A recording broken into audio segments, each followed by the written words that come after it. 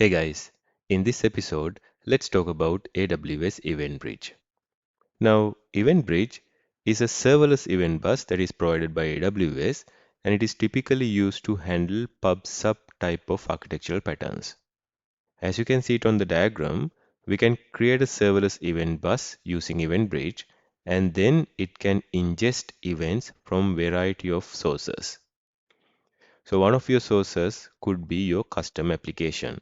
So this could be your serverless application, maybe from within a Lambda, you are putting event into an event bus using AWS SDK, or from an EC2 instance, or maybe your application is a containerized application and you are putting messages into the event bus you created with EventBridge from within the container.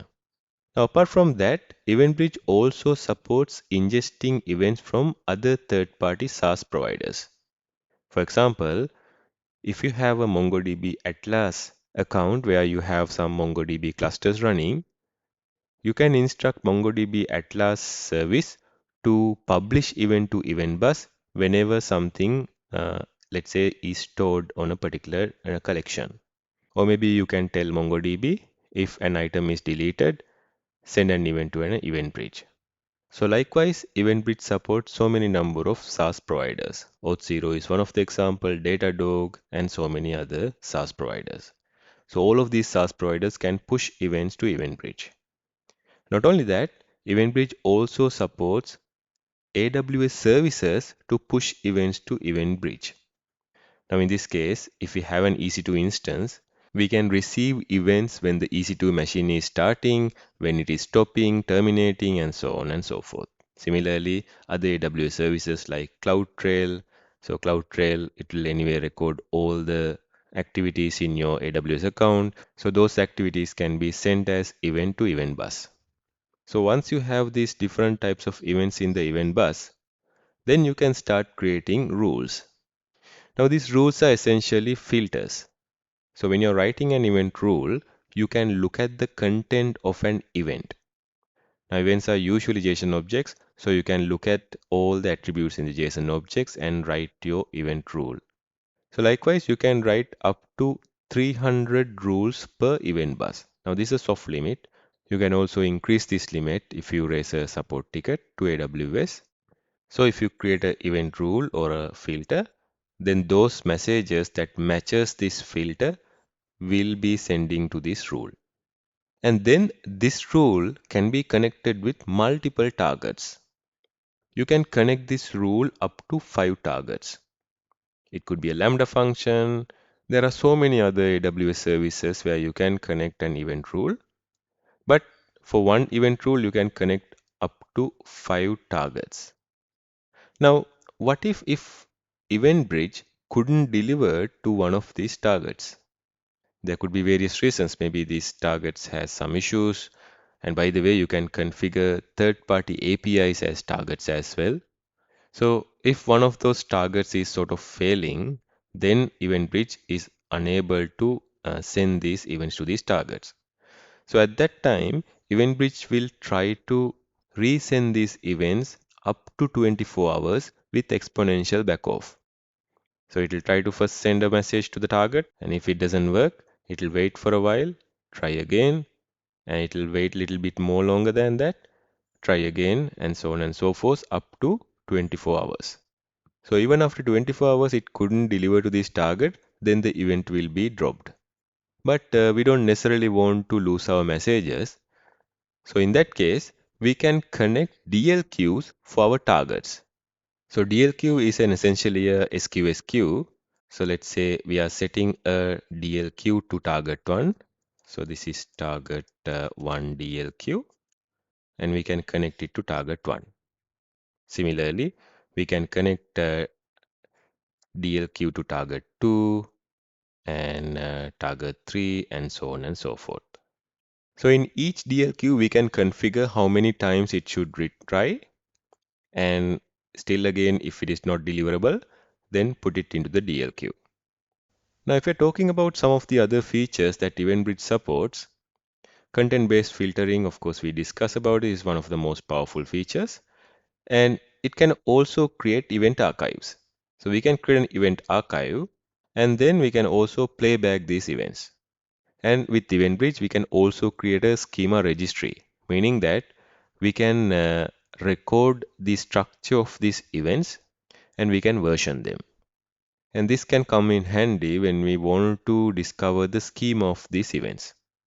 So let's go into AWS console and have a look at AWS EventBridge in a little bit more detail. So I'll go to AWS console and search for EventBridge. This is the service and I'll select it. So at the left side, you can see we can create event buses and we can create rules and connect to these event buses. We can create archives and we can replay these. And when it comes to integration part, we can create partner event sources. Now I discussed there are different SaaS partners we can connect to EventBus. Now let's have a look at that first. So if you go to EventBridge partners, now these are the all supported partners. We have Auth0 and MongoDB. So we have MongoDB as well. Now if you want to connect one of these partners, you can click setup here and then you will be provided with the instruction. So now let's go to event buses and create a new event bus.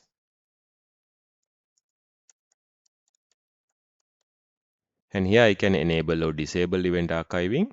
So I'll leave both event archiving and schema discovery disabled.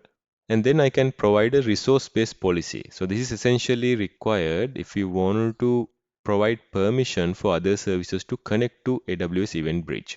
So we can set this permission by creating a resource-based policy at the EventBridge level, or else we can have a IAM role for whatever the sources that tries to ingest event into the EventBridge. So let's go ahead and create the EventBridge. Here we go, it just created. And now I can start sending events to this event bus. If I click send events, I can select my event bus, can give a event source, my e-commerce app, and a detailed type of the event. Here we can say order created event.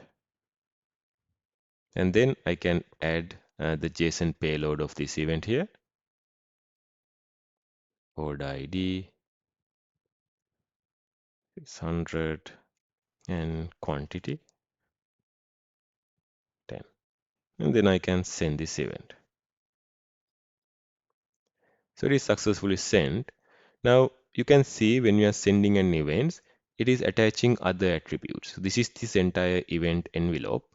So the payload part that we added is inside this detail section, but it has included other metadata as well. So this is the detail type that we just added and the source.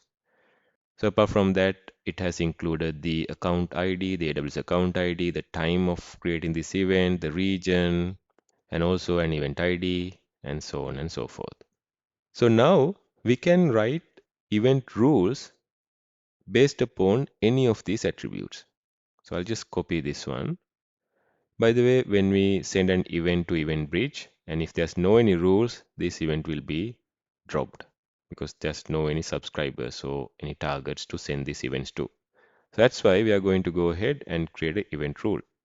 So in the rules section, I can first select the event bus I want to create this rule upon. So it is my test event bus. Then I'll go ahead and create a rule. Create order rule. So here let's imagine I want to capture all the orders that are created.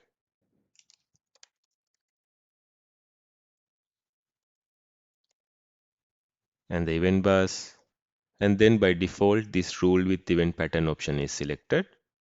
And apart from that, we can run a rule on a schedule.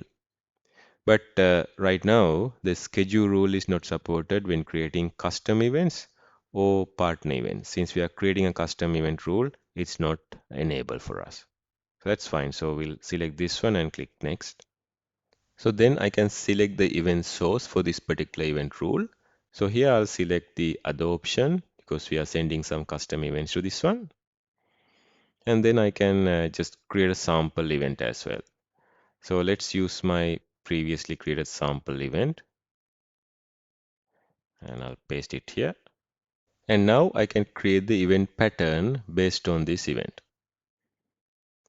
So when it comes to event pattern, I can use these operators. I can use a prefix matching of any of these attribute values, and numeric matching, IP address matching, exist matching. For example, I can tell if there's an order ID exist, then send these messages to the event bridge.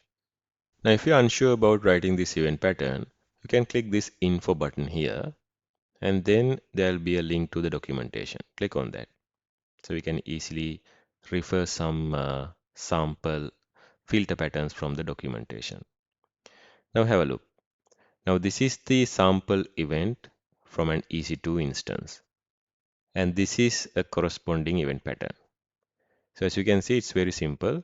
If I want to match these EC2 types of event, I can use the source here. So source, AWS EC2, and I can also use detail type, and also I can access the payload detail. So let's copy this one and we'll edit it there. Paste it here. In this case, the source should be my e-commerce app. So I'll use this one here. And then the detail type. So the detail type is order created. Now, since these two attributes will filter out all the order created events, I might not need this detail level attribute matching as well.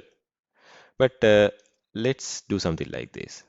If I want to capture the orders where the quantity is greater than, let's say, 5, then I can add another attribute. So in this case, in the details section, I will use the quantity. And there I will just check whether if it is greater than 5. So this is the place I will be using a numeric operator. So I'll select the matching pattern drop down and I'll do a numeric matching. So let's insert it. And here we go. I got a sort of a template inserted into it. So if I enable this one, I will get some example too. It's really useful. So have a look at this one. So let's use something similar to this one. So in the detail JSON, we'll be using the quantity. So let's replace $string with quantity and I'll remove this one. Okay. And the quantity, the numeric value, the operator, let's say it's the greater than operator, right? So let's use that greater than operator, greater than the value. So the value, let's say it's 5. Okay. So if the quantity is greater than 5, then this event rule matches. So let's test this because we have this sample event here. So let's test this pattern. If I get a match, here we go. Our sample event matched. Now let's change this numeric operator. Let's say match only if it is greater than 50. Now this event should not then get matched. So let's try that. As expected, this sample event doesn't match it because our quantity is 10 here. All right, let's keep 5 and test pattern again. Now it matches. Great. So then I'll click next. Now this is the time I'm going to select a target. Now remember, we can select different types of targets. So I can send these events to a Lambda function, SQSQ, step function, and there are so many number of AWS services we can send these messages to. Look, there are a bunch of AWS services. We can also create ECS tasks. So if there's any long running tasks, for example, if our processing will take a lot of time, then we can also use a ECS task. And you can use Lambda functions here, SQSQ, step function, state machine, and other services. Now here, if I select SQSQ, then I get to select the queue ARN. So if I already have a queue, I can select it, and then I can add some additional settings. Now this is the place where we'll be creating a DLQ. For some reason, if we couldn't deliver to this SQSQ, then we can create a retry policy here. And I can base that retry policy upon two things. One is the maximum age of the event. So let's say if our event is more than 1 hour, or if we retry up to, let's say, 3 times, then send this to a dead letter queue. and I can select the DLQ ARN here, and that's it. Then I can click next. So here I'll just select no here, next, and then I'll click next. I can review the stuff. So this is our event pattern for this event rule, and this is our target. We are sending it to SQSQ, and then I can create the rule. I'll cancel this. So I think now you have some understanding about EventBridge and how to create rules and event buses.